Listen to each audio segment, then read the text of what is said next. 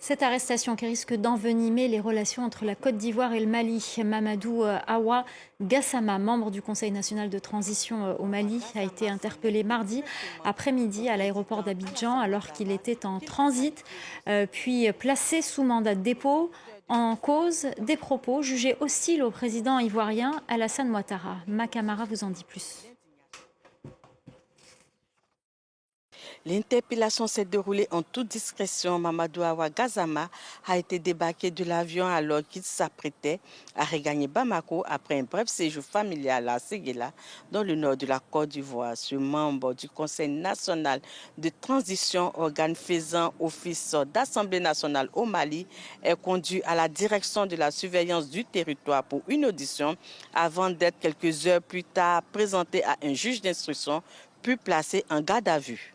Les charges le visant n'ont pas encore été rendues publiques, mais selon des sources proches du dossier, l'interpellation serait liée aux propos virulents récemment tenus par ce soutien de la junte à l'encontre du président ivoirien. Sur un plateau télé à Bamako, Mamadou Awa Gassama s'en est pris directement au président Alassane Ouattara, qu'il a qualifié, je cite, d'ennemi du Mali et d'acteur de déstabilisation. Des propos lancés en Bambara qui ont suscité l'indignation de plusieurs responsables ivoiriens.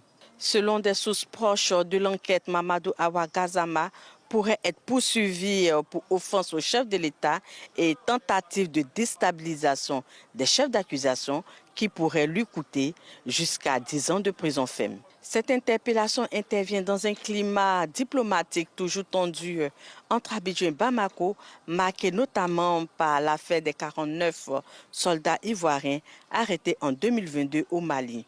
À Bamako, plusieurs membres du Conseil national de transition dénoncent une violation de l'unanimité parlementaire de leurs collègues. Pour l'heure, pas de réaction officielle ni du côté ivoirien ni du côté du Mali. Mais l'affaire est suivie de très près dans les deux pays.